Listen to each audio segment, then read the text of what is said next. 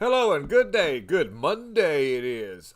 We're going to go back to some old school stuff we used to do back in the day, because I figure we take ourselves down a little bit of a news headline journey, everybody. So stick around with me while we kind of go through a few relevant articles, and we'll talk a little bit about it. With that being said, let's get this thing rolling. What's going on between Elon and other weird lefty situations? This is where I'm kind of like, do I or do I not trust Elon? I don't know yet, but I just know he's kind of catching flack from a lot of different angles.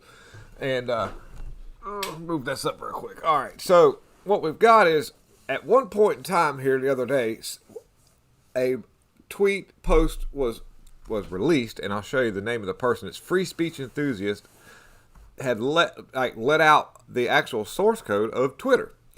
And what happens is, that's kind of like it reads in the article here, which we know a lot, if anybody's been around this a little bit, that's, an operating system, which is kind of like the structure or the DNA of how something actually works. And makes things very vulnerable and could, pose security risks. It could allow things to be infiltrated, emulated. There's artificial intelligence out there that would gather that up and could make a mirror image of something. I don't know. There's so many things that could happen if you release source code. And, that's quite an alarming deal. And so for Elon to go in there and find out who this was through an organization that actually deals with people who, these are programmers and gamers who gather on this one website. It's called GitHub. And that's where, or it could be GitHub, I don't know, but it's probably GitHub. But it actually was where this was all kind of brought to, came together at. And so Elon had to go to go through a court system and subpoena to figure out who released this. And that hasn't come out yet. This is something that's kind of transpiring right now as we speak. But this is an embarrassing move for the embarrassing deal for Twitter, because it can really cause a lot of harm. And that puts investors at risk, and so you could lose. This could be a very costly thing, just aside from the exposure of the source code. If people lose confidence in Twitter's security, that could possibly pose a change in how they want to operate. They might go in a different route. They might say, well, Twitter's not safe, and that could cause like a lot of stocks to fall. So there's definite financial backlash that could happen. And it's a good possibility that this tweet here may have something to do with it. Let me get to this right here. It says Twitter employees reportedly put on notice with a 2:30 a.m. message from the Elon Musk himself. And it says here, Elon Musk has issued marching orders to Twitter workers that he wants them to either back in the office or out the door. And I really can't blame him, because half of these people don't do anything. They say that they're working, but really they're not. The order was contained in a memo to Twitter staff issued at 2:30 a.m. on Wednesday. The platform managing editor Zoe Schiffer tweeted, and I don't.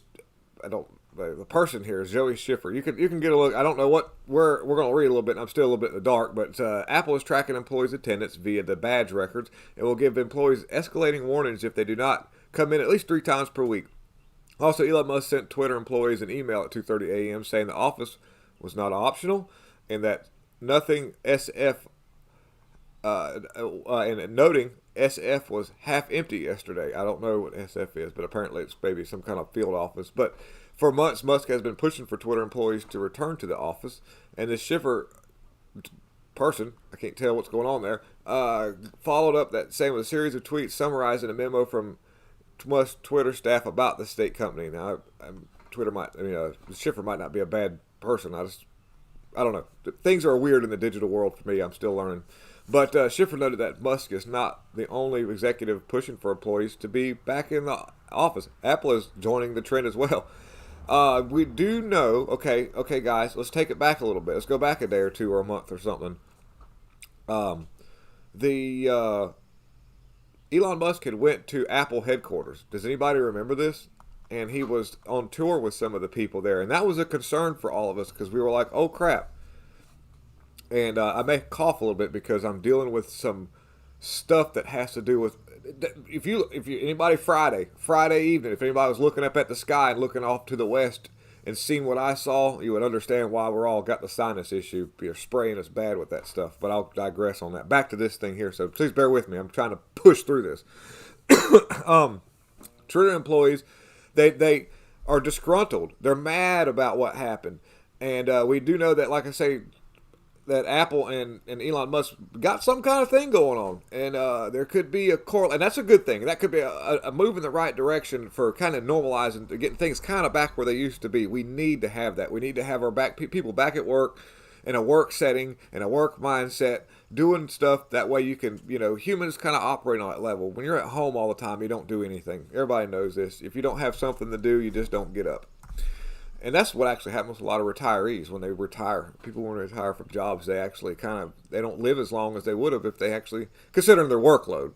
But in normal circumstances, if they were to be still getting up and doing the routine, they typically live longer. Which is why you see a lot of retirees find work afterwards, because it's just in their best interest to stay moving. So humans operate on that level, and that's good for us. And the Bible talks about that. And we got Kamala Harris. Kamala Harris, excited about the future of Africa. I got people in Africa. I'm not anti-U.S. I love the United States. I love America. I love freedom. But I would probably sit this one out for a little bit just to see what happens next. But check this. There's a cringe video of her. I'll find this thing here. Bear with me. Check this out.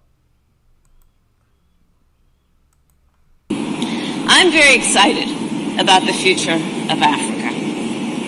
I'm very excited about the impact of the future of Africa on the rest of the world, including the United States of America. What's that supposed to mean?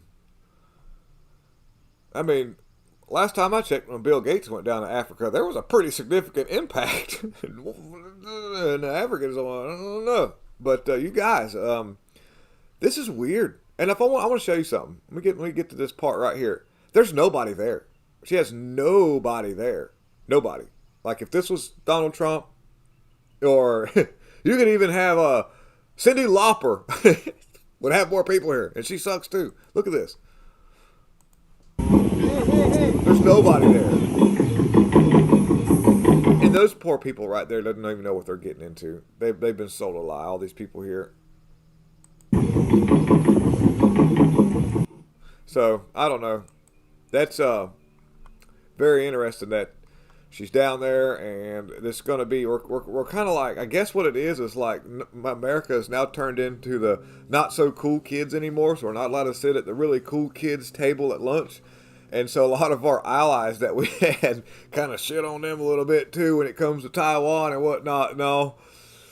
So now we're having, no offense to you people in Africa, you're good people, and I really, you guys, but you've got to wake up and not mess around with some of these people from America, because a lot of them are up to no good. They're taking advantage of an easy situation right here. Our dollar is sort of going to the craps, and so you might want to invest in something like fishing poles and bottled water, fishing poles that make noise. So, dude. Let me get back to Big B real quick. We're going to ride out the rest of the day a little bit and see what comes up. There's some stuff popping off right now in Wisconsin. And it has to do with our people picking process. I'll do the headline real quick. Let me just do the headline, and then we'll end this up. And I can't talk about it because of its sensitivity to the YouTube's world. But if you'll look at what we got here, Wisconsin's E-Word Commission holds sudden trusted E-Word forum on eve of a historic Supreme Court race. Now, this has got to transpire a little bit more before I want to talk too much about it, because I'm going to have to do my best to make it really, really, really YouTube watered down, because I don't know what they're going to talk about in that, and I just rather just see what happens there. I don't want to give anybody false hopium. But I do know that there's a lot of things going on behind the scenes with Carrie Lake and her team when it comes to her court case, and it's small but yet effective. And there is stuff this could barrel roll and stuff. They bring out more evidence. They might have to bring in more stuff, and nothing else could expose a lot of things and get other states to kind of like go, wait a minute. So we'll just see what happens. We'll ride it out. Thank you very much for tuning in. I have to say this because of the fact that I want you to know that God is in control, that there is stuff going on behind the scenes that we'll never be able to fathom because of our constant moving solar system that's controlled by God himself. We're like a grape nut in a bowl of milk. So hold on, hang on, and do the best you can, and don't let this psyop get to you, because I'm telling you, dude, there's this whole brick wall that they're about to pull down. It's going to be just absolutely awesome. We're going to be able to see it, and it's going to be clear. So have a good rest of the day and a good week ahead. Please tune in for more stuff coming out. And you guys, I'm out.